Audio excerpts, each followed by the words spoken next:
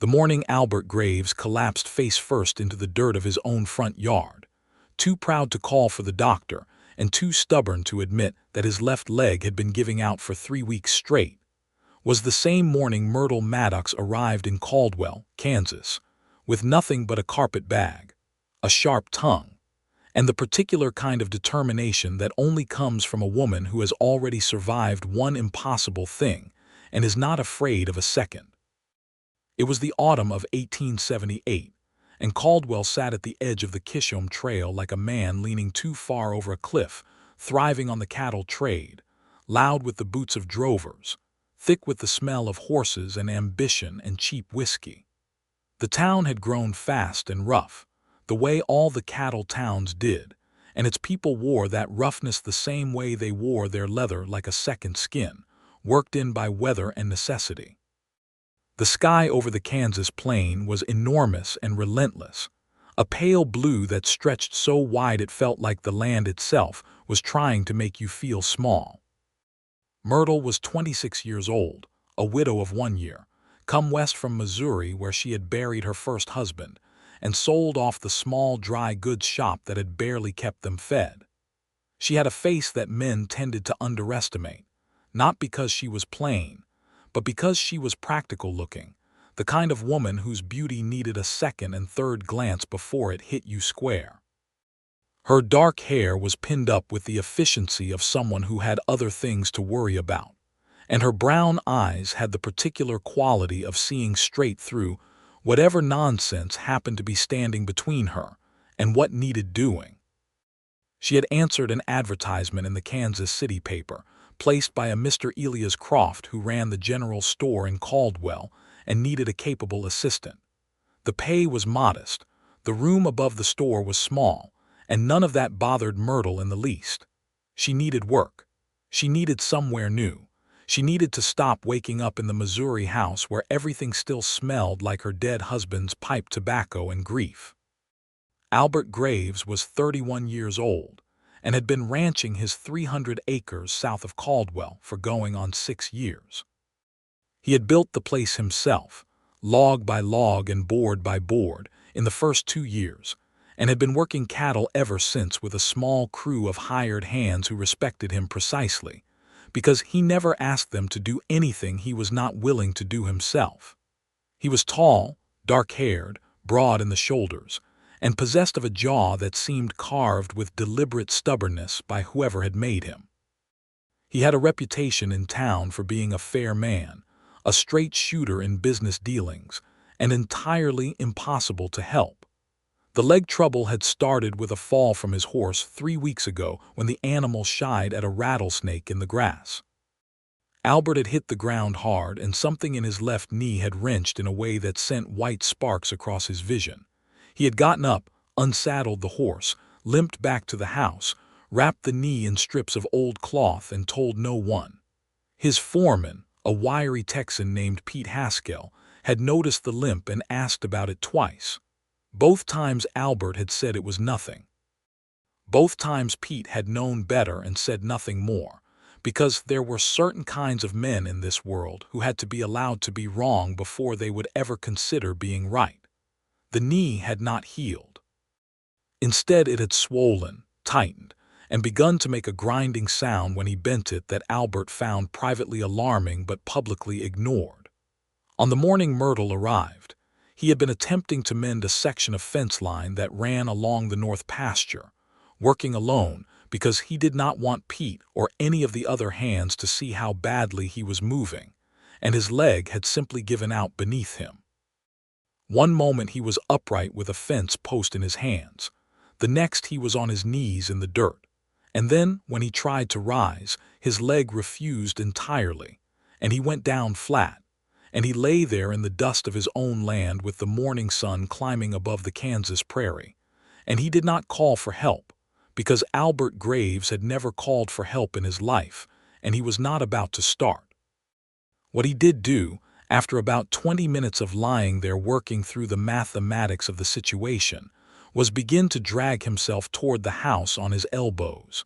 It was roughly 40 yards. It took him the better part of an hour. He was sweating, filthy, and furious with himself by the time he reached the porch steps, and he had just managed to haul himself upright against the railing when Pete's voice came from around the corner of the barn. "Boss, you need—" "I am fine," Albert said, with a flatness that could have split timber. Pete stopped. He looked at the dirt smeared up the entire front of Albert's shirt, at the sweat on his face, at the way Albert's left leg was slightly raised, not touching the ground fully. Pete was a smart man who had worked for Albert for 4 years, and he made an immediate decision. "All right," Pete said, and went back around the barn, and then he saddled up and rode into Caldwell to send word to Doc Harlan, which Albert did not know about for another 2 days, and which led to the most significant argument they had ever had, and also to the arrival of Myrtle Maddox at Albert's front door, which changed everything. Myrtle had been in Caldwell exactly 6 days when Pete Haskell came into Croft's general store for supplies and stood at the counter with a look of barely contained desperation, while Elias Croft fumbled through an invoice in the back room. Myrtle had been stacking bolts of calico on the upper shelf, and she climbed down the ladder and looked at Pete with the directness of someone who does not enjoy watching people suffer unnecessarily. "Can I help you?" she said. Pete told her about the supplies he needed. Then, because she was looking at him with those steady brown eyes and something about her seemed genuinely competent, he told her about Albert, about the leg, about the fact that Doc Harlan had gone out to the Graves Ranch 3 days ago and told Albert he needed to stay off the knee entirely for at least 4 weeks, that there was significant inflammation and possibly damage to the joint that could become permanent if he kept working on it, and that Albert had listened to this entire diagnosis with his arms crossed and his jaw set and then had said, "I appreciate you making the ride, Doc," and gone right back out to work the following morning. "He has got no one out there," Pete said. "His mother passed 2 years ago. His father has been gone since he was young. No wife, no family nearby. The crew, we do what we can, but we have got cattle to manage, and Albert will not let any of us into the house to help him, and he is going to cripple himself permanently if someone does not make him stop." Myrtle listened to all of this with her arms folded and a look that was somewhere between sympathy and exasperation. "Why does he not just rest?" she said. Pete laughed, short and humorless. "Miss, if you can figure out why Albert Graves does anything the hard way when the easy way is right there, you will have solved a mystery that has baffled better minds than mine for years." She thought about it for a moment. Then she said, "Does he need someone to cook for him?" "Look after the place for a few weeks while he heals." Pete stared at her. "He would never allow—" "I did not ask if he would allow it," Myrtle said. "I asked if he needs it." Pete thought about this for a moment. "Yes," he said carefully, "he needs it." "Then I will come on Sunday," she said. "I have Sundays free." She came on Sunday, and Albert answered the door in such a state of controlled fury at the universe that she could see it in every line of his body. The set of his shoulders, the way his hand gripped the door frame, the slight unevenness of his stance, where he was keeping weight off the bad leg while trying to look as if he was not keeping weight off anything. "Pete sent you," he said. "I volunteered," she said, which was technically true. "I do not need— your floor needs sweeping," she said, looking past him into the front room, which was perfectly accurate. "And if I am any judge of things, which I generally am, you have not eaten a proper meal in at least 3 days. He blinked. Something shifted in his expression, very slightly, a crack in the stone. "I have managed fine," he said. "I am sure you have," she said, in the tone a person uses when they mean the exact opposite. "But I am here now, and I have nowhere else to be, so you might as well let me in." There was a long, charged moment where Albert Graves stared at Myrtle Maddox, and Myrtle Maddox looked back at him with absolute serene patience, and something about the combination of her calm and his exhaustion tipped the balance, and he stepped aside and let her in. The house was not filthy, but it was the house of a man who was working on pure stubbornness and not much else. There were dishes in the basin. The fireplace had ash that needed clearing. There was bread that had gone stale on the table. Myrtle set down her basket, rolled up her sleeves, and started with the fire, because a warm house was the foundation of everything. Albert sat in the wooden chair by the window because his leg made standing difficult, and he was not going to give her the satisfaction of watching him struggle, and he watched her with the particular expression of a man trying to decide if he is being helped or managed and not yet certain which of those would be worse. "I am Albert Graves," he said, after about 5 minutes of silence. "I know who you are," she said. "I am Myrtle Maddox. I work for Mr. Croft at the general store." "I have seen you in town," he said. "I have been here a week," she said. "You should have come in before now." "I have been busy," he said. She glanced at his leg, the involuntary, practiced glance of someone who knows when a person is hurting, and then looked back at the fire. "I can see that," she said, without a single note of mockery in her voice, which was somehow more cutting than mockery would have been. They ate supper that evening. She had brought a pot of beans and salt pork and a fresh loaf of bread from the bakery in town, and she set it all out on his table and sat across from him and ate her own portion as if this were the most ordinary thing in the world. Albert ate more than he had in 3 days and said nothing about it, but she noticed him fill his bowl twice. "You do not have to do this," he said, when the meal was done and she was washing the dishes. "I know I do not have to," she said. "That is the point." He was quiet for a moment. Outside, the evening wind came across the plain and made the grass whisper against the bottom of the porch. "What did Pete tell you?" he asked. "That you are too proud to ask for help and too stubborn to stop working," she said pleasantly. He seemed to want to argue with this, but she could see him weighing it against the fact that he had spent an hour dragging himself through the dirt on his elbows 3 days ago, and the argument died somewhere between his chest and his mouth. "Pete talks too much," he said. "Pete is worried about you," she said. "There is a difference."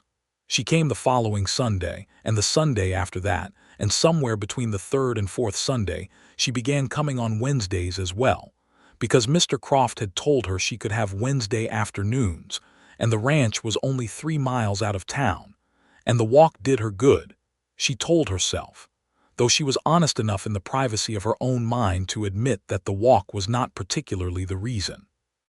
What drew her was harder to name at first. It was not that Albert was easy to be around, he was not, or at least he was not easy in any simple or comfortable way. He was a man of very few unnecessary words, and he had the habit of watching her while she worked with an attention that felt weighty and serious, as if he were taking notes on her or adding her up in a way she could not quite follow.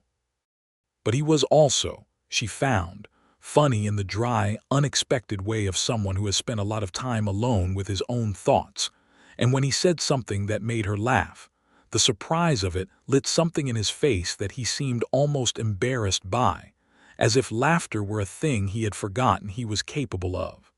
He did not always let her help him without resistance. On her 3rd visit, he tried to stand and reach something from the high shelf in the kitchen, and his leg gave again, and he caught himself on the counter with a sharp intake of breath, and she came immediately and took the tin of coffee down herself and set it on the table and did not say a single word about it, and something in the silence of that moment was more eloquent than anything either of them could have said. "I am not used to being," he started. "I know," she said. "It does not come naturally to me to—" "I know that too," she said. He looked at her. "How do you know?" he said. "Because nothing about you comes easily," she said, "except being difficult. That seems to come very naturally." He stared at her for a moment and then laughed, a short, genuine sound that surprised them both, and she smiled at the table and picked up the coffee tin and began to make something to drink, and after that the resistance between them was quieter, though it was still there, because Albert Graves was not a man who laid down his pride the way you lay down a hat. What Myrtle did, she realized gradually, was not fight the pride. She worked around it. She did not ask if he needed help. She simply helped, and made the help feel so ordinary and matter-of-fact that accepting it cost him less than it would have otherwise. She was not above strategy when strategy was necessary, and she did not find this dishonest because her intentions were honest, and the outcome was that he rested his leg, and it began, slowly, to heal. Doc Harlan came back at the end of the third week and found the swelling significantly reduced and Albert's range of motion improved, and said he was cautiously pleased, and that if Albert continued to rest it, he might regain full use of the knee without lasting damage. Albert thanked him with the contained relief of a man who had been more frightened than he had allowed himself to show. He told Myrtle about it that Wednesday evening, standing by the porch railing in the cooling October air. The cottonwood trees along the creek bed to the east had gone gold, and the sky was doing something extraordinary with the sunset, laying colors across the flat horizon like a woman arranging ribbons, rose and amber, and a deep orange that burned at the very edge of the world. "Doc says it is healing," Albert said. "I know," she said. "Pete told me." "Pete," Albert said, with the tone of a man resigned to being the subject of more communication than he endorses. "He really does talk." "He loves you," Myrtle said simply. "People talk about the things they love." Albert was quiet at that. He was looking out at the horizon, and she was standing beside him, close enough that she could feel the warmth of him in the cooling air, and neither of them moved or looked at each other for a long moment, and both of them were aware of the other's presence with a kind of attention that had nothing to do with injured knees or dirty dishes. "Why do you keep coming?" he said finally. His voice was low and the question was not casual. It had the sound of a thing he had been carrying for a while and had finally decided to put down. She considered her answer. She was an honest woman, and she did not believe in prettying a thing that did not need prettying. "Because I want to," she said. He turned his head and looked at her, and she looked back at him, and the sunset was doing its magnificent best work behind them, and Albert Graves, who was 31 years old and had never in his life done an easy thing when a hard one was available, said very quietly, "I am glad you do." After that something opened between them, the way a door opens when someone finally puts their hand to it and pushes slowly, with the creak of long disuse, but steadily. They began to talk in the way that two people talk when they have decided to let each other know who they are. Albert told her about his father, who had come to Kansas with grand plans and a bad temper, and had died before Albert was 14, leaving him the land and not much else. He told her about learning to work the cattle, about the early years when he had made every mistake there was to make and made some of them twice. He told her about a woman he had thought to court 3 years ago who had come out from Ohio and decided, after one winter on the Kansas plains, that she preferred Ohio. Myrtle told him about Missouri and her first husband, Thomas Maddox, who had been a good man with a weak constitution, prone to illness, and who had died of pneumonia in the winter of 1877. She had loved him in the way you love someone who is gentle and kind and needs you, but she said it plainly, without the kind of reverence people sometimes use to make grief more manageable. Thomas had been Thomas, and she had mourned him truly, and she had moved on because she was a woman who understood that moving on was not the same as leaving behind. "Were you happy?" Albert asked about Thomas. She thought about it. "We were content," she said, which was honest and which said more in its difference from happy than a longer answer would have. He did not ask her anything more that night, but she could see him turning the word over in his mind the way you turn a stone in your hand, looking at all its sides. November came in fast and cold, the way it does on the Kansas plain, with a wind that had nothing between it and you from the north but the state line. Myrtle began bringing extra blankets from the store on her visits, wool ones that Albert would not have thought to buy for himself, and she made sure the woodpile was adequate and that someone was using it, because she had seen enough of the inside of his house by now to know that Albert Graves would sit cold before he would make a fire for comfort rather than necessity. She caught him once in early November trying to mend his own boot by the poor light of a single candle at the kitchen table, bent over it with a look of grim concentration, his bad leg stretched out under the table. He had not yet lit the second lamp or moved the candle closer, as if these small accommodations to his own comfort were concessions he was not ready to make. Myrtle moved the candle herself, lit the second lamp, and set it down beside him without comment. He watched her do it. She sat down across the table and picked up the sock she had been knitting. She had taken to bringing her knitting on visits. It gave her hands something to do when there was nothing immediate to be done, and the two of them sat in the warm yellow light of the two lamps, the wind pushing at the walls outside, and worked in a silence so comfortable that it had become its own kind of language. "My mother used to do that," Albert said after a while. He was still working on the boot. "What?" she said. "Knit." "In the evening, when I was a boy," he paused. "It used to sound like that, the needles." She listened to the soft click of her own needles and said nothing, because there are moments when saying nothing is the only thing that will not ruin what is happening. "She was a good woman," he said. "Harder than she needed to be, maybe. This place does that." He glanced up. "To women especially." "It is a hard country," Myrtle agreed. "Does it?" He stopped, looked back at the boot, began again. "Does it bother you, this country, the size of it?" She thought about this genuinely, the way she always thought about questions from him, because she had noticed that he did not ask questions carelessly, and she did not want to answer them carelessly either. "It did at first," she said. "The first week I kept looking for something to stop the sky, a hill, a tree line, anything, and there was nothing." She looked up at the wall as if she could see through it to the plain beyond. "But then I got used to it, and now I think it is honest. You can see everything coming, there is nowhere for anything to hide." He looked at her across the lamplight. "That is one way to see it," he said. "What is another way?" she said. "There is nowhere for you to hide either," he said.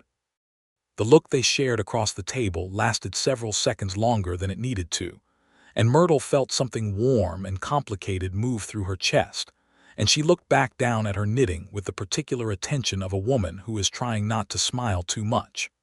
By the time Albert's knee was well enough for him to walk on properly, it was mid-November, and both of them had understood for at least 3 weeks that the knee was not actually the reason she was coming out to the ranch. The knee had been the door. They had both walked through it and found themselves somewhere they had not expected, and neither of them seemed to want to go back. What neither of them had said, because Albert was constitutionally incapable of the first step and Myrtle was determined not to take it for him, and thereby rob him of the chance to arrive there himself, was what exactly they were to each other. She was still the woman from the general store who came on Sundays and Wednesdays. He was still the rancher with the healing knee.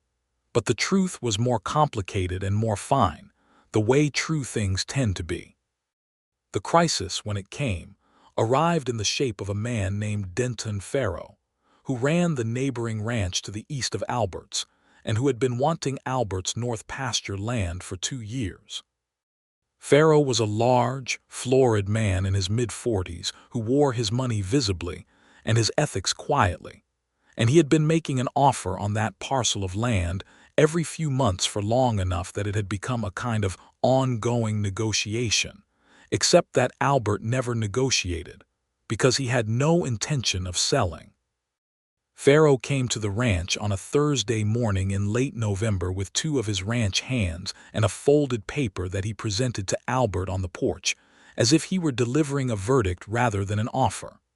The paper was an offer to purchase the north pasture at what Farrow called a generous price, which it was not, and what he called fair market value, which it also was not.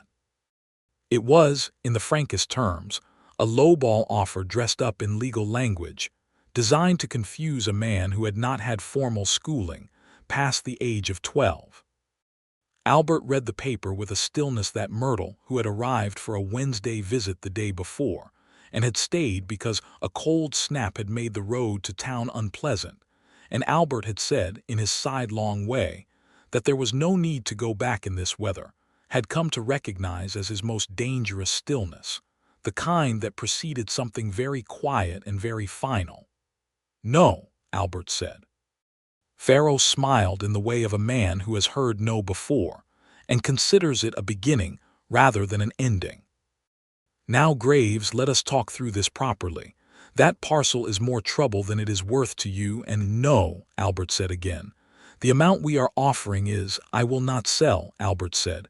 "Not that parcel, not any parcel, not to you." He handed the paper back. "You are welcome to ride back the way you came."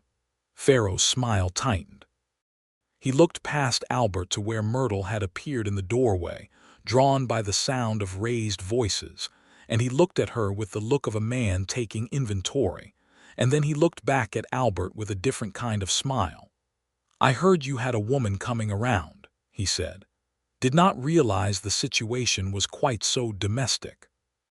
Albert's expression did not change in any dramatic way, but something in his eyes went very quiet and very cold. "Ride back the way you came," he said for the third time. Pharaoh left, but the smile he left with was the kind that a person keeps because they have not finished what they came to do, only postponed it.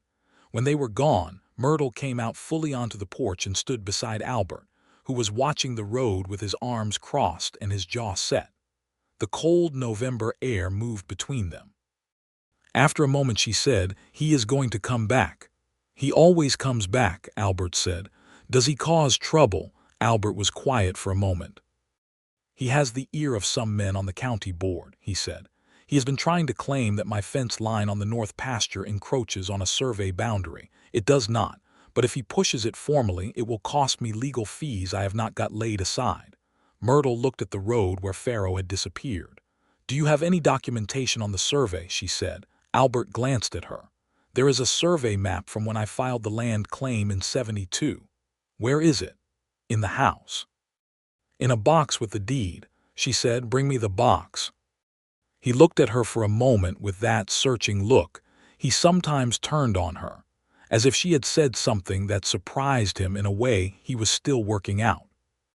Then he went inside and came back with a battered wooden box, and they sat at the kitchen table, and she went through it with the methodical care of someone who has sorted through legal papers before: the deed, the original survey map, the receipts from his land filings, a letter from the county registrar that Albert had not opened because he did not recognize the return address and had put it in the box and forgotten about it.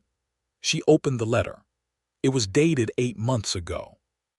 It was from the county surveyor's office, confirming that a resurvey of the boundary area in question had been conducted and that the existing fence line fell within the legal boundaries of Albert Graves's claim. She read it twice and then set it down in front of him. He read it. He read it again. "I did not even open it," he said. "You were busy," she said. He looked at her. The candlelight was warm, and the kitchen was warm, and outside the Kansas wind was moving across the plain, with the particular freedom of things that belong to no one.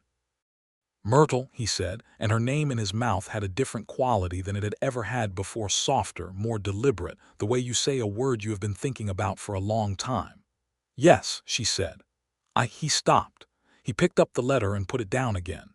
He looked at his hands on the table, the roughened, capable hands of a man who has worked land for years. "I owe you a great deal," he said finally, which was not what he had started to say, and she knew it, and he knew she knew it. "You do not owe me anything," she said. "I wanted to help." "Why?" he said, and this time the question was different than it had been that evening on the porch, sharper, more urgent, less resigned. "Why do you keep coming here, Myrtle, truly?" The lamplight was very warm. The wind pressed against the walls. Somewhere outside, one of the horses made a sound in the barn. "Because I think you are a good man," she said, "and I think you have been alone too long, and I think—" She stopped. She was not, by nature, a woman who stopped in the middle of sentences. She made herself finish it. "I think I would like to not be apart from you, if that is something you want as well." Albert looked at her for a long time. The lines of his face were serious and quiet, and something in them was opening, the same way the house had opened to her that first Sunday, slowly and with the sound of long disuse. "It is," he said. "It has been for weeks, and I have not had the—" He stopped, pressed his mouth together. "I have had a great deal of difficulty saying so." "I know," she said. "You are very patient," he said. "I am extremely patient," she agreed. "But I have limits." He laughed at that, the warm, genuine laugh she had come to love, and she smiled at him across the table, and the warmth between them was as real and as plain as the lamplight.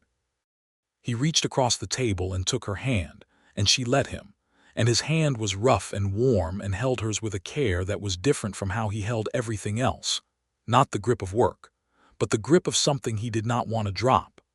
They stayed that way, hands linked on the table, talking until the fire burned low, and for once Albert got up and fed it without being asked, and without any appearance of thinking it was anything other than the natural thing to do. The winter in Caldwell that year was one of the harder ones, with ice coming across the plain in a way that made travel difficult and kept people closer to home than they liked. But Myrtle had by November made an arrangement with Elias Croft that served them both. She came in on the days the store was at its busiest and managed her own time on the slower days. And Croft, who was a pragmatic man, had agreed because she was, by his own admission, the most capable person he had employed in 10 years of business, and he would rather have her on her own terms than lose her. This meant she was at the ranch more often than not, and the natural consequence of this was that the people of Caldwell began to have opinions about it, as the people of small frontier towns have opinions about everything that provides novelty. Most of the opinions were benign or interested. A few were the kind that Mrs. Clara Webb, who ran the boarding house and considered herself the keeper of public morality, expressed in the way of a woman who wants to be seen expressing it. Clara Webb said, in the dry goods store one afternoon while Myrtle was stacking shelves, that she hoped Myrtle was mindful of her reputation, given that she was a widow woman going back and forth to a bachelor's ranch unchaperoned, and that in a town like Caldwell, people did notice these things. Myrtle climbed down from the ladder and looked at Clara Webb with the particular clarity of a woman who has genuinely less patience for this kind of thing than she has for most other things. Mrs. Webb, she said pleasantly, I am 26 years old and I was married for 3 years, and I am perfectly capable of conducting my own affairs without a chaperone.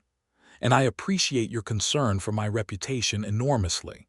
But I find that reputations, like most things, look after themselves when a person is honest about what they are doing.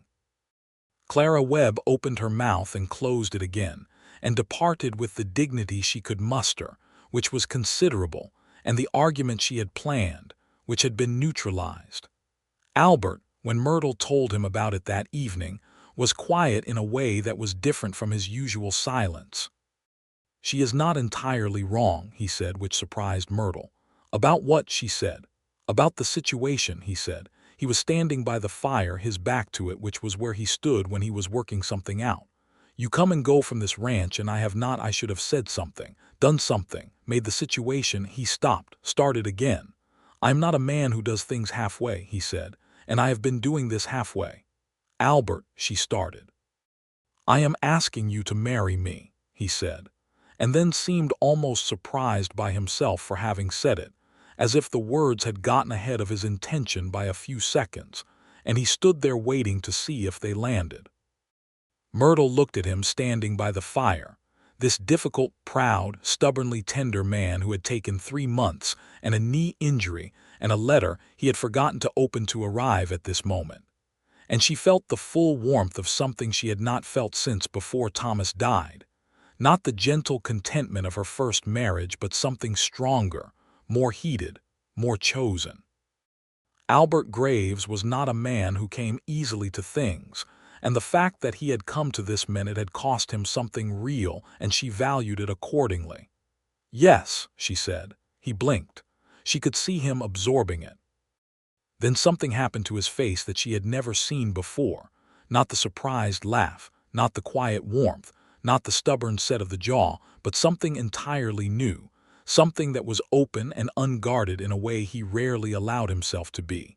And he crossed the room in 2 strides and took her by the hands and looked at her with the full weight of everything he found difficult to say. I am going to be terrible at this, he said, asking for help. Letting people letting you, I know, she said. I do not mind. You should mind, he said. Well, she said, I am also rather stubborn. He kissed her then, firmly and with feeling, the way a man kisses someone when he has been thinking about it for a long time and has finally run out of reasons not to. And Myrtle Maddox, who had come to Caldwell, Kansas, with a carpet bag and a determination and no particular plan for what came next, decided that this was the most satisfied she had felt about an outcome in her entire adult life. They were married in December of 1878 in the small whitewashed church on the east side of Caldwell, on a Thursday afternoon when the sky was the particular pale silver of a Kansas winter sky, not quite gray, not quite blue, somewhere in the middle and entirely itself. The church held 40 people, and there were closer to 50, because word of Albert Graves getting married was the kind of news that draws a crowd in a town that does not have an abundance of entertainment in December. Pete Haskell stood up with Albert, looking immensely satisfied with himself, and Elias Croft gave Myrtle away, which she had not asked him to do, but which he had offered so sincerely that she had accepted. Clara Webb came, because she had decided that a respectable wedding resolved the respectability question, and she sat in the third row and cried, because whatever her feelings about the courtship, she was genuinely susceptible to weddings. The minister was a young man named Reverend Cord, who had been in Caldwell for only a year, and who had the earnest manner of someone still getting used to conducting the serious business of other people's lives.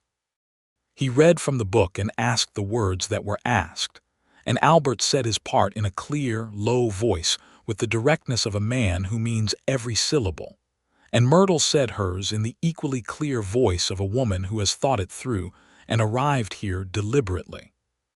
Albert put the ring on her finger, a simple gold band that he had ridden into Dodge City to buy 2 weeks earlier, which Pete only found out about afterwards, and which impressed him enormously because Albert had made the ride in weather that was thoroughly unpleasant, which told you everything about the seriousness of his intent, and Myrtle looked down at it on her hand and felt, very simply and completely, that she was where she was supposed to be.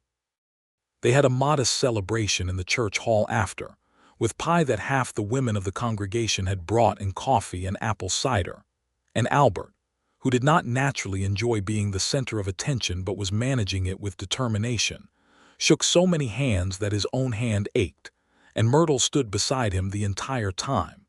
And once, when he thought no one was looking, she leaned up and said something quietly in his ear, and whatever she said made him smile the real smile. The one that started slow and ended wide, and Pete Haskell, watching from across the room, thought that this was the best thing that had happened on that ranch in all the years he had worked there. The winter passed with the particular intimacy of two people sharing a space they are still learning to share. They learned each other's habits the way you learn the geography of a new country, carefully, with interest, occasionally making wrong turns and having to find your way back. Albert learned that Myrtle woke before dawn and was at her worst if anyone tried to speak to her before she had had her coffee, a preference he shared deeply, and which created a companionable early morning silence that suited them both. Myrtle learned that Albert kept a small journal, not a diary exactly but a ledger of sorts where he recorded notes about the land and the cattle, and occasionally, she discovered, things that were not about the land or the cattle at all, observations, thoughts, once a paragraph about the quality of the light on the north pasture in October that surprised her with its beauty. She told him she had read it. She had picked it up thinking it was the financial ledger and read the October paragraph before realizing. She said it directly because she was not a woman who kept useful secrets. Albert was quiet for a moment, and, he said, with the particular neutrality of a man braced for something. "And you should write more," she said. "You have a way of seeing things." He looked at her for a long moment, and then he looked away, and she could see the color that rose very briefly along his jaw, the barely there blush of a man who is not used to being seen clearly and finds it both uncomfortable and worth the discomfort. Spring came slowly to the Kansas plain, the grass greening up from the south first and then gradually climbing north, and with it came the work of the ranch in full. The cattle had to be moved, counted, checked. The fence lines needed attention after the winter damage. The north pasture, which had been the subject of Pharaoh's scheming, was now properly documented and defended, and Pharaoh himself had not made another approach since Myrtle had laid out the survey letter, and Albert had sent a copy to his land attorney in Wichita, with a note explaining the situation. The matter had gone quiet in the way that things go quiet when the people causing trouble realize the paperwork is against them. Albert worked hard in the spring, as he always did, but the difference now was that he came home to something. The house was a different place, not because Myrtle had dramatically transformed it, but because it was occupied differently, more fully, the way a room is different when the windows are open. She had added curtains to the front windows, practical cotton ones, not fussy, and she had organized the kitchen with the efficiency of someone who takes cooking seriously. And she had arranged the books Albert owned, a modest collection of 12 volumes, on a proper shelf instead of stacked beside the bed where they had been gathering dust. She had also, in her first spring on the ranch, begun a kitchen garden, because she had grown up with a kitchen garden, and the ground at the south side of the house was good. She planted in March and April beans, squash, tomatoes when the last frost was past, and tended the rows with the same methodical attention she brought to everything. And Albert, who had never had a kitchen garden in his 6 years on the land, found himself occasionally stopping by it in the evening to look at the progress of the plants with an interest that was more than agricultural. He asked her once, standing at the edge of the garden in the April dusk, why she had started with this particular corner of the yard. "Light hits it right," she said, "and the soil is deep here. I dug down 2 feet before I planted, and there was good dark earth all the way down." He looked at her kneeling in the dirt, entirely comfortable there, her hands moving along a row of bean seedlings with the matter-of-fact confidence of someone who knows what they are doing. "You are very practical," he said, and the way he said it was not as a simple observation but as something closer to admiration. "I am," she agreed. "Is that a problem?" "No," he said, and sat down on the fence rail at the edge of the garden and watched her work, and the evening light went gold across the plain and the garden and the woman kneeling in it, and Albert Graves felt something in his chest that was so uncomplicated in its happiness that he did not quite know what to do with it. He told her that he loved her for the first time in May. Not on any particular occasion, not prompted by anything dramatic. They were eating supper, and she said something funny about Mr. Croft's ongoing battle with his account books, which she had been helping him sort since winter, and Albert laughed and looked at her across the table and said, "I love you, Myrtle," with the same directness he brought to everything he had decided was true, as if it were simply a fact he was reporting. She looked back at him with those steady brown eyes and the smile that he had catalogued in far more detail than he would ever admit, the one that started in her eyes before it reached her mouth. "I love you too," she said. "I have for quite some time." He reached across the table and covered her hand with his, and they sat like that for a moment, and it was, for both of them, one of those moments that a person carries for the rest of their life, not dramatic, not cinematic, just entirely true, the way the best moments are. The summer of 1879 was hot and dry, the kind of summer that makes the plains shimmer at midday and turns the creek beds to a trickle. The cattle survived it because Albert was careful about water management and had, years ago, dug a secondary water tank for the north pasture. The garden survived it because Myrtle was disciplined about the watering and had rigged a system of buckets along the south wall that was practical if not elegant. There was trouble in August, not from Faro this time, but from a group of drovers who were moving a herd up the Kishom Trail and whose cattle had broken through the east fence line and mingled with Albert's herd over a night, causing confusion in the morning and a fair amount of heated discussion about whose cattle were whose. Albert handled it with the same measured firmness he brought to these disputes, and Pete handled it with a more colorful vocabulary, and by noon the matter was resolved and the drover's herd was back on the trail, and the fences were being repaired. Myrtle had watched the whole thing from a distance, and when it was done, she brought water out to the men working on the fence and stood talking to Pete, while Albert conferred with his hands about the cattle count. "He is good at that," she said to Pete, watching Albert at the far end of the field. "Best I have seen," Pete said, without hesitation. "There are men who think ranching is about knowing cattle. Albert knows it is about knowing people too." He drank his water. "It is better since you came," he added, without looking at her. "The whole place, him included." Myrtle said nothing, but she looked at Pete with the quiet gratitude of a woman who knows what it means to be told a thing like that by a person who does not say things they do not mean. By September of 1879, Myrtle knew she was expecting, and she told Albert on a Tuesday evening in the kitchen, straight and plain, the way she always said things.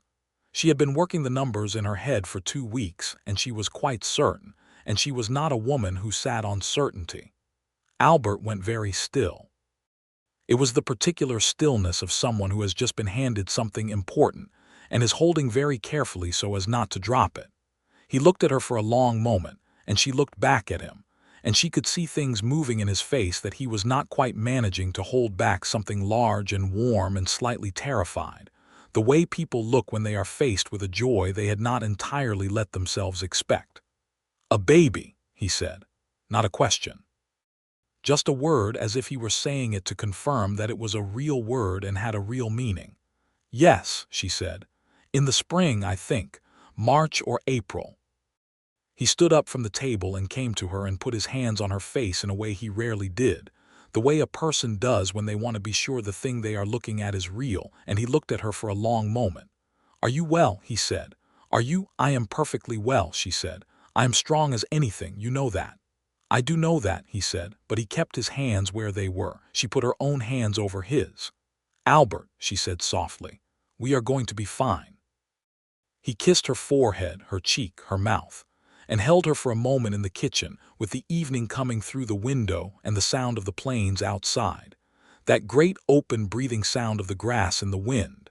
And Myrtle thought about how she had arrived in this town a year ago with a carpet bag and a determination and no particular plan, and how the plan had arrived on its own, which was, in her experience, usually how the best ones did. The winter of 1879 into 1880 was gentler than the previous one, which Myrtle privately considered a personal favor from the universe. She was careful in her work at the store, which she had scaled back to 3 days a week as the pregnancy progressed, and Elias Croft had replaced her remaining hours with a young man from Topeka who was adequate but who required considerable supervision and made Myrtle feel, on the days she was there, the particular irritation of a competent person watching someone less competent do their job. Albert, having decided that he was not going to be the kind of man who made a pregnant woman feel fragile, managed instead to be the kind of man who quietly arranged all the circumstances of her life to require less effort without making it obvious that this was what he was doing. He brought in more wood than the fire required. He made sure the water barrel on the porch was always full. He rode into town for supplies on days when the road was good so that she did not have to make the walk. He did all of this without comment, as if it were simply the natural organization of a household, and Myrtle, who noticed everything, said nothing about it for 3 weeks. Then one morning she caught him getting up in the dark to bank the fire before she woke, so that the kitchen would be warm when she came down, and she stood in the doorway watching him crouched by the fireplace, carefully feeding small pieces of wood to the coals, and she felt something move through her chest so tender and so complete that she had to press her lips together to keep the expression on her face from being too visible. She said, when he stood and turned and saw her, "I know what you are doing." He looked at her with the impassive look. "I am making a fire," he said. "You are taking care of me," she said, without making it look like taking care of me. He held her gaze for a moment. "Is it working?" he said. She laughed, quietly so as not to wake the house, though there was no one else in the house to wake. "Beautifully," she said. He came to her and took her hand, and they stood in the warmth of the growing fire, and outside the Kansas winter was doing its indifferent best, and inside this house on the Graves Ranch everything was warm and right. Their son was born in the first week of March 1880, On a morning when the first green was just beginning to show at the very tips of the grass, that faint promise of spring that the plane makes reluctantly and then delivers in a rush. Doc Harlan came out from town, and Pete's wife Ruth, who had come to stay the previous week because Myrtle had needed someone and had finally, quietly admitted it, was there throughout, and everything went, as Myrtle had told Albert it would, perfectly well. Albert spent the labor in the front room, doing the entirely futile activity of sharpening tools that were already sharp, and Pete, who had come with Ruth, sat with him and said nothing useful but was present, which was the useful thing. When Doc Harlan came to the door and said, "Healthy boy, Graves." "Big one," Albert set down the awl he had been pretending to use and stood up with the care of a man who is not entirely sure his legs will hold, and went to the door of the bedroom and looked in at Myrtle in the bed, her dark hair loose around her face, tired in the bone-deep way of someone who has done something enormous, holding a red-faced, loudly opinionated small person who appeared to have a great deal to say about his arrival in the world. She looked up at Albert and smiled, and he came and sat on the edge of the bed and looked at the boy in her arms with an expression that undid every hard line of his face and left something entirely undefended, raw and warm and full. "He is very loud," Albert said. "He is yours," Myrtle said. "He is going to have opinions about things." Albert put one careful finger near the small fist, and the baby immediately closed his hand around it with the instinctive grip of the newborn, and Albert went very still the way he had gone still the night she had told him, holding the weight of something important. "Henry," he said quietly. His father's name, his mother's father's name, a name he had been carrying around for a while, she could tell. "Henry," she said. It sounded right in her mouth. "Henry Albert Graves." He looked at her, and his throat worked once, and he covered her hand with his free hand, and the baby gripped his finger, and the March light came through the bedroom window and lay across the three of them like something deliberate and good. Ruth Haskell made coffee and brought it in, and Pete called through the door that he was very happy for them, and also the cattle needed someone's attention and he was going to go do that. And Albert said thank you in the voice of a man who means it to the bottom of things. And Pete went out, and Doc Harlan drank his coffee and left, and it was just Myrtle and Albert and Henry in the house with the spring light outside and the sound of the wind on the new grass. "Are you all right?" Albert asked her. "I am excellent," she said, with the firmness of a woman who is tired and happy and not about to be anything other than excellent. He stayed in the room, the chair pulled close to the bed, until she slept, which was not long, and then he sat and watched the two of them sleep with the unself-conscious devotion of a man who has given up on pretending he does not feel the things he feels. The spring of 1880 moved forward the way springs on the plains do, urgently, as if the land has a great deal to accomplish and limited time. The cattle season picked up and the ranch was busy, and Albert worked long days but came home to the house every evening in a way that was different from before, as if the ranch were a place he worked, and the house were the place he actually lived, a distinction that had blurred in his years of solitary occupation, but was now entirely clear. Myrtle recovered from the birth with the speed of a healthy woman, which irritated Ruth Haskell mildly, because Ruth had intended to stay and help for several weeks, and Myrtle was competent again by the end of the second week.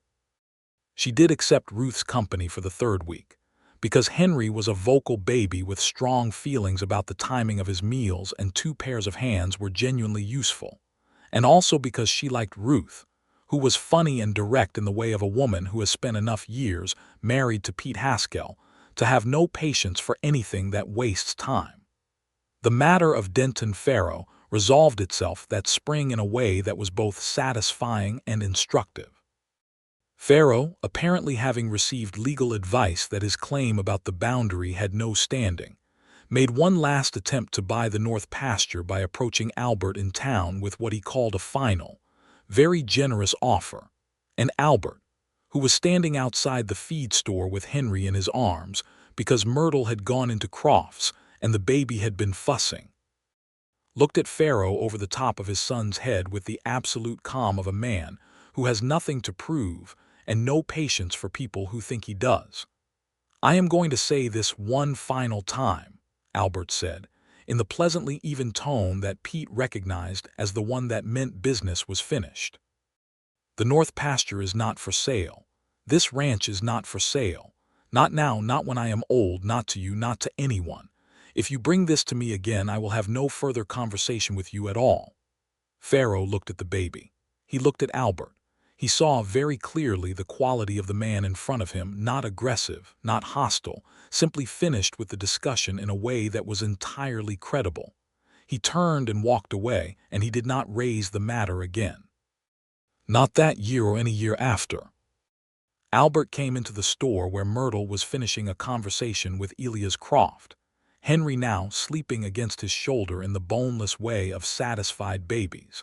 And Myrtle looked at her husband standing in the doorway of the general store with their son asleep against his shoulder, and the afternoon light coming through the door behind him, and something in the picture of it settled into her chest like a key turning in a lock. She went to him and took the baby gently and kissed Albert's jaw, which surprised him pleasantly, because she was not generally given to public demonstrations, and Elias Croft looked away at something very interesting behind the counter. "Pharaoh," she said quietly. "Done," he said. She looked at him for a moment. "You handled it," she said. "We handled it," he said. "You found the letter. You own the land," she said. He looked at her with the look she had come to understand was how he looked at things he found genuinely and completely good. "We," he said again, which settled the argument permanently. The summer of 1880 brought a neighbor, a young couple named Samuel and Annis Pepper, who had filed on a quarter section 3 miles to the north and were building their house with the eager, battered energy of people at the beginning of things.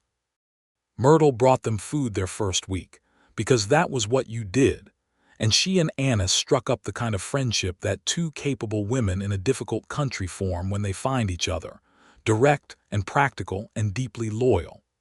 Annis was 23 and had come from Ohio, and she had the look of someone who had not yet entirely understood what the Kansas plains were going to ask of her. Myrtle recognized it because she had looked that way herself in those first weeks, the slightly too wide eyes, the way she looked at the horizon as if expecting it to stop somewhere. Myrtle did not tell her it would get easier, because she had been told that and had not found it useful. Instead, she showed her practical things, how to bank a fire so it lasted through the night, which kinds of preserved goods to put away in quantity against the winter, where the clay soil around the creek was good for sealing gaps in walls. Annis watched her with the intense gratitude of someone being handed exactly what they need and said on the third visit, "Albert is lucky to have you." "We are lucky to have each other," Myrtle said, which was precisely true. Henry grew at the extravagant rate of healthy babies, and was by fall a solid, curious creature with Albert's dark coloring and Myrtle's absolute refusal to be deterred from a course of action once set upon it. He was a sociable baby, well-disposed toward everyone who came to the ranch, and had a particular fondness for Pete Haskell, which Pete considered one of the finest compliments he had ever received and did not try to hide. Albert with Henry was a thing that Myrtle never tired of watching, not because it was dramatic or demonstrative, it was neither, but because it was genuine in a way that Albert's character made exceptional. He was patient with the baby in the same absolute way he was patient with the land, not brightly or enthusiastically patient, but steadily, consistently, without complaint or performance. He fed him in the early morning so that Myrtle could sleep. He talked to him in the low, matter-of-fact way he talked about the cattle and the fences and the weather, as if Henry were a person worth informing about the state of things, which Henry was, and which Henry seemed to appreciate. On an evening in October of 1880, the anniversary of the month in which Myrtle had arrived in Caldwell 2 years before, Albert came in from the work of the day and found her at the kitchen table writing a letter to her cousin in Missouri, Henry asleep in the basket on the floor beside her, the lamp warm, the house smelling of the stew she had put on hours ago. He stood in the doorway for a moment, looking at it. She heard him and looked up. "Supper in half an hour," she said. "All right," he said. He came in and set his hat on the peg and washed his hands and came and sat across from her, and she went back to her letter, and the lamp was warm between them and the stew was warm on the stove, and Henry made a small sound in his sleep and settled again. 2 years, Albert said. She looked up. "About," she said. "You arrived in September," he said. "I first saw you in the store the week after," she smiled. "You remember." "I remember you were up a ladder," he said, "and you looked down at Pete with the expression of someone who had made a decision about a problem and was not open to discussion about it." She laughed. "He looked like he needed someone to decide something for him." "He did," Albert said. He was quiet for a moment. Outside, the October wind was doing what October wind does on the Kansas plains, making the house feel like a very particular kind of shelter. "I was not prepared," he said finally, "for any of it, for you, for the way things changed." "Was that bad?" she said, knowing it was not. "It was the best thing that ever came up that road," he said. She set down her pen and looked at him across the lamp. He was looking back at her with the look she knew completely now, the one that had started as a crack in the stone and become the whole face, open and sure. Albert Graves, who was too proud to ask for help and too stubborn to leave his land, and who had been both those things at the expense of his own happiness for longer than he should have been, looked at his wife in the kitchen of his ranch house in Kansas in October of 1880 with everything he was, and she looked back at him with everything she was, and it was, as it had been from the beginning, entirely enough. She reached across the table and took his hand. He turned it and held hers properly. The stew simmered. Henry slept. The wind moved the grass in the dark outside, that deep, free sound of a country that is nobody's and everybody's, vast and indifferent and beautiful. "I am glad Pete talked too much," she said. He smiled at that, the real one. "So am I," he said. They ate supper and talked about the ranch and the garden, which Myrtle was already planning for next spring, bigger this time, with a second row for herbs because she had read a useful pamphlet about medicinal gardening and thought it would be sensible. Albert listened to her plans with the attention he brought to all her plans, which was the attention of a person who has learned that her plans tend to work out. He offered 1 or 2 practical observations about the soil in the area she was considering expanding into, and she took notes on a piece of paper in her quick, clear handwriting, and they argued companionably about whether the east wall of the barn would provide enough wind shelter for the new section. And it was, as most of their evenings were, both ordinary and entirely fine. Henry woke at midnight and Myrtle fed him, and Albert brought her a blanket because the night had turned cold, and she sat wrapped in the blanket with the baby and looked at her husband going back to bed in the firelight, the ordinary familiar shape of him, and felt the warm, solid reality of what her life had become in this house on this land in this wide sky country. She put Henry down and went back to bed herself, and Albert's arm came around her in the dark in the matter-of-fact way of someone who has made a habit of this and sees no reason to change it. And she settled against him, and the house was quiet except for the wind, and the baby's soft breathing, and the occasional sound of one of the horses in the barn. In the spring of 1882, their second child arrived, another boy, which surprised precisely no one who knew Albert Graves, although Myrtle had had a private notion it might be a girl, based on no evidence whatsoever and simply because she had wanted to see what a girl with Albert's jaw would look like. The second boy was smaller than Henry had been but louder, if such a thing was possible, and had Myrtle's coloring and, it seemed early, her tendency to look at things with a skeptical assessment before deciding whether to accept them. They named him James, after no one in particular, and both of them liked the sound of it. Henry, who was 2½ and in command of a vocabulary that impressed everyone who heard it, examined his brother with the grave attention of a firstborn sizing up an unknown variable, and then announced that he was a baby and that he would help, and proceeded to take this self-appointed role with a seriousness that was simultaneously comical and genuinely useful.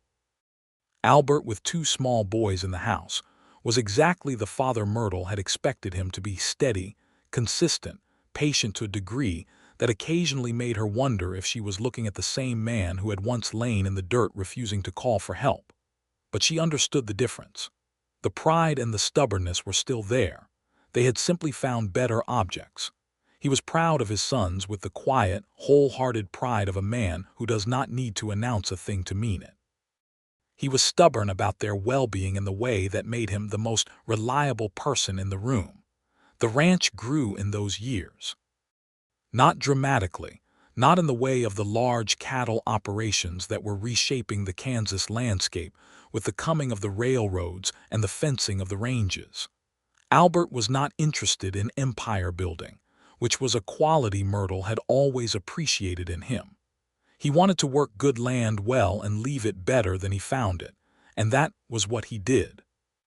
He hired 2 additional hands as the herd expanded, men he chose with the same care he brought to everything.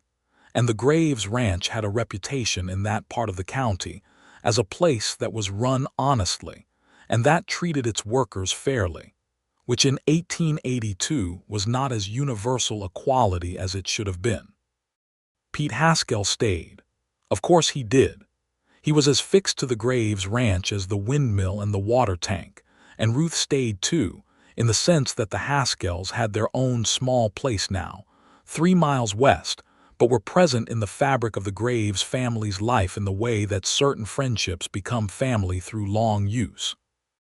Myrtle stopped working at Croft's store in 1881, when the demands of the house and the ranch and the garden and Henry made it impractical.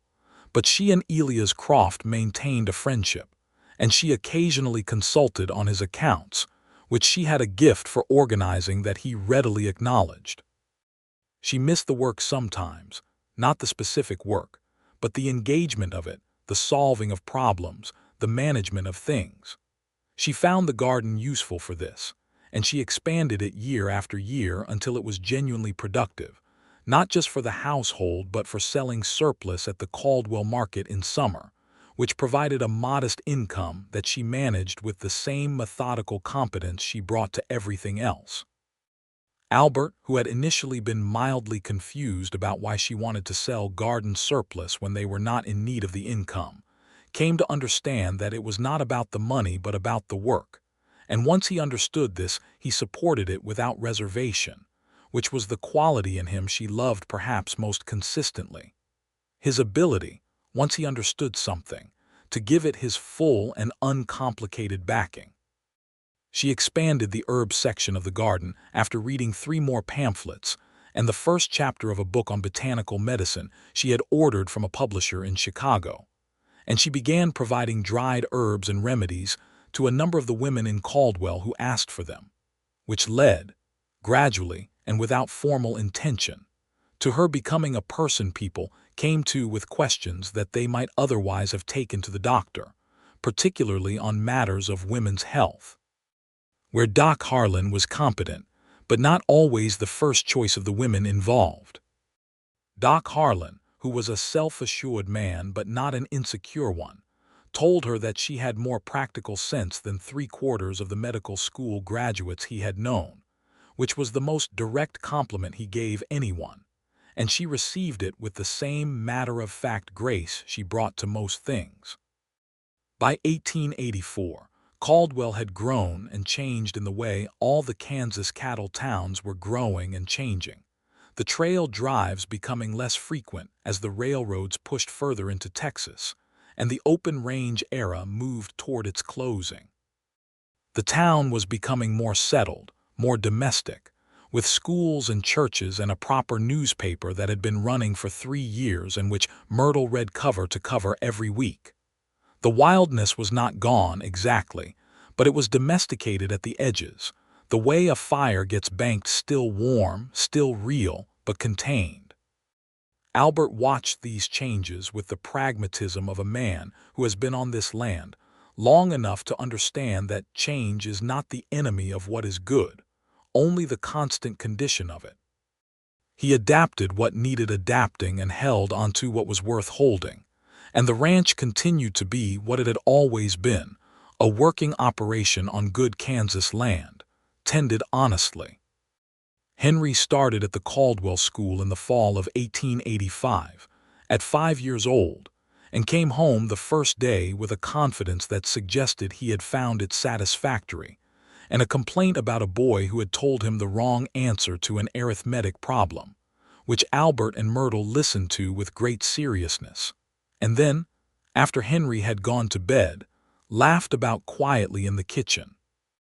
James followed Henry to school 2 years later, and where Henry had been confident, James was cautious. The skeptical assessment that had characterized him from infancy translated in school to a tendency to watch and consider before engaging, which his teachers initially misread as shyness and which Myrtle, who knew her son, explained was simply his way of deciding whether a thing was worth his attention.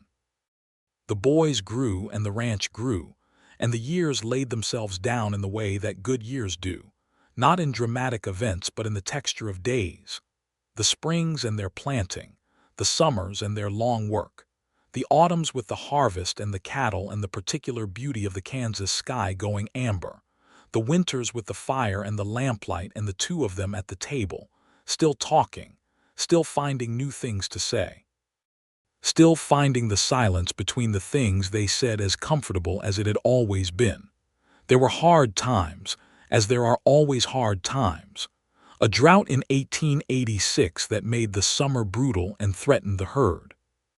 A winter illness that put Albert down for 3 weeks in 1887, and which, Myrtle privately admitted, frightened her more than she showed, because she sat beside him while he was feverish and thought with absolute clarity that she could not imagine any version of this life that did not have him in it. He recovered, because he was constitutionally too stubborn for illness to finish what it started, and when he was well again and she finally told him she had been frightened, he looked at her in a way that told her he knew, that he had known, and that he had held onto the knowledge of her presence as the thing that helped him find his way back.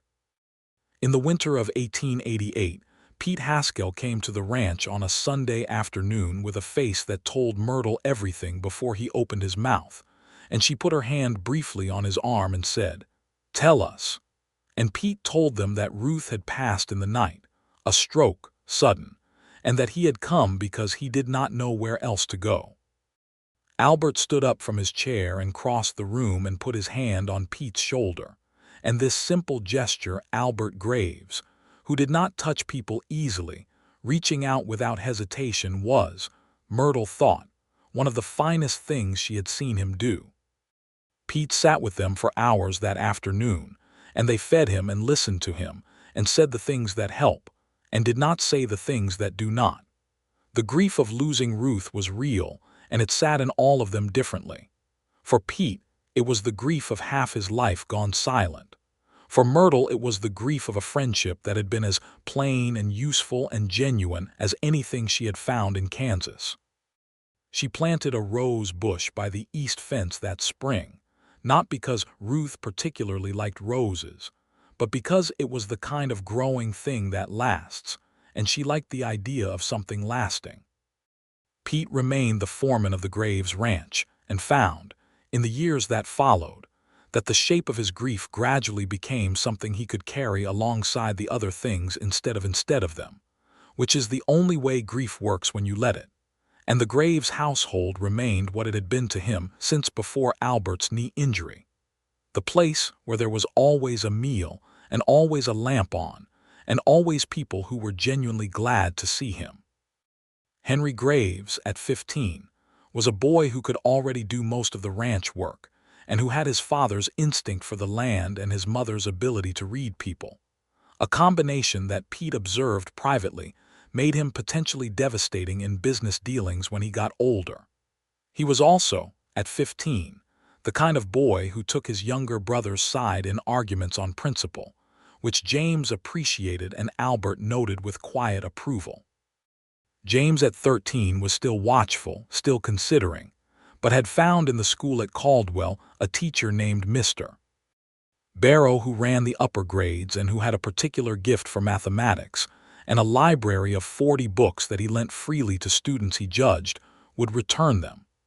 James had read 17 of them by his second year in the upper grades, and was working through the rest with the systematic focus of his mother, and had a private ambition involving a college in the East that he had not yet told anyone about, though Myrtle suspected it, because she noticed things.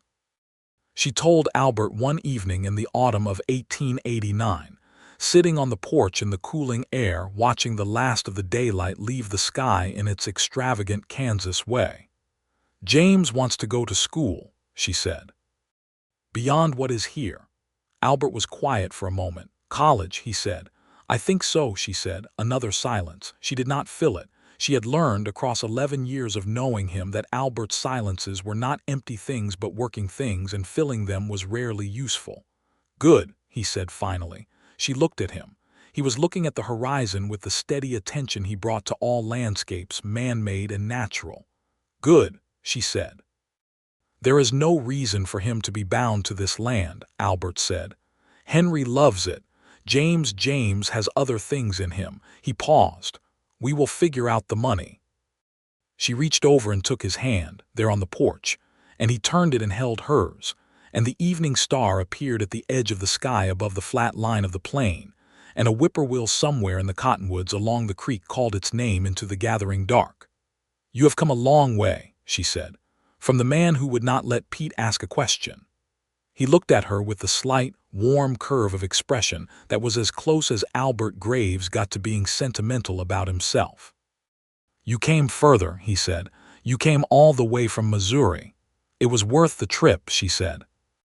He raised her hand and pressed his mouth to the back of it in the deliberate, unhurried way of a man who is not performing a gesture but meaning it.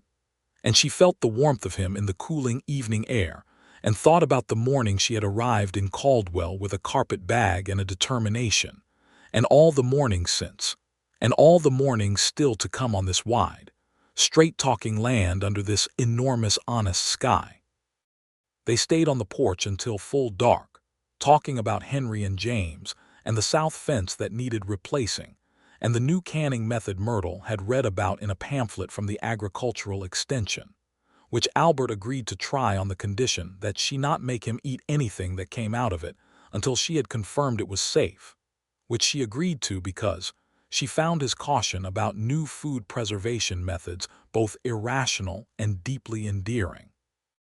The lamp was burning in the kitchen window behind them, and the house was warm at their backs, and the horses were quiet in the barn, and from somewhere in the house they could hear the low voice of Henry reading to James the way he sometimes did in the evening, some adventure story from the school library that James had borrowed and that Henry had commandeered. Albert said, "I should have let Pete send for help from the beginning." It took her a moment to understand what he was saying because they had not spoken of the beginning in a long while. Then she understood, the knee, the dirt, the month of Sundays. "Yes," she said, "you should have." "I would have recovered faster," he said. "Significantly faster," she agreed. "And you might not have come," he said, and his voice was perfectly even and matter-of-fact, the way he said things that were very serious to him. She turned her head and looked at his profile in the dark. "I would have found another reason," she said. "Eventually." He turned his head and looked back at her. In the faint light from the kitchen window she could see his face, familiar and complete, the jaw that was still carved with that same deliberate stubbornness, the eyes that had learned to hold what they felt without hiding it entirely. "I am glad I did not wait for eventually," he said. She leaned and kissed him on the cheek, unhurried and certain, and he turned and returned it properly. And the night settled around them, and the stars came out over Kansas in their abundance, more stars than any reasonable person needs, covering the sky from one flat edge of the world to the other with the generosity of a country that, whatever else it takes from you, is never stingy with its beauty.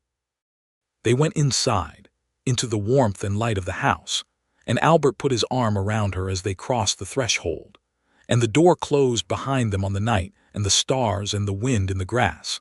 and the house held them all: the man who had been too proud to ask for help and too stubborn to leave, and the woman who had stayed and fixed both problems and built something out of the fixing that was stronger and truer and more alive than anything either of them had built alone.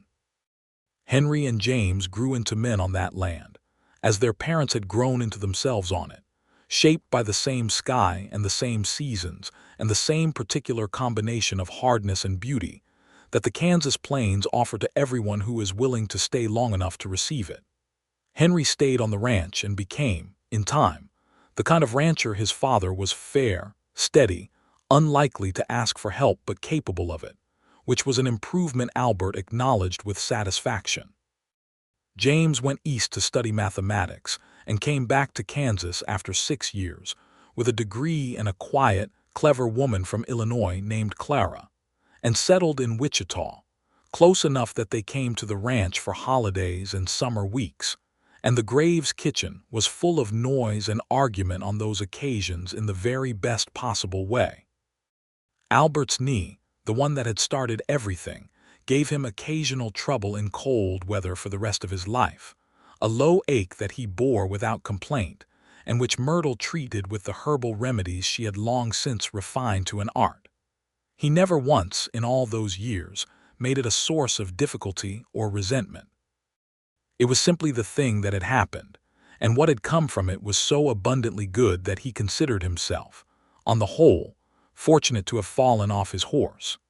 He told her so once in their later years, on an autumn evening on the same porch where they had spent so many evenings watching the same sunset make its same extraordinary effort across the same flat horizon. He said it with the directness he had always brought to things he meant entirely, and she listened with the steadiness she had always brought to what he said. And then she laughed, that clear, warm laugh that had caught him off guard the first time he heard it and had not stopped catching him since. "You are welcome," she said, "for fixing the knee." "And the other thing," he said. "Which other thing?" she said, knowing. He looked at her, at Myrtle Maddox, who was Myrtle Graves now and had been for a long time, who had come to this house on a Sunday morning with a basket of beans and salt pork and an iron-steady patience, who had stayed when he had been too difficult to stay for, who had built this life alongside him with the same practical, unsentimental love that she brought to everything she decided was worth building. "Everything else," he said. She took his hand on the armrest between their chairs, and he held it in the warm, certain way he had held it since that first evening at the kitchen table when he had reached across and found it. And the sun went down over Kansas in all its colors, and Albert Graves and Myrtle Maddox sat on their porch on their land in the last warm light of an autumn day in 1892. Surrounded by the life they had made out of stubbornness and patience, and a love that had been too solid and too true to be defeated by pride, and there was nowhere else either of them would have been.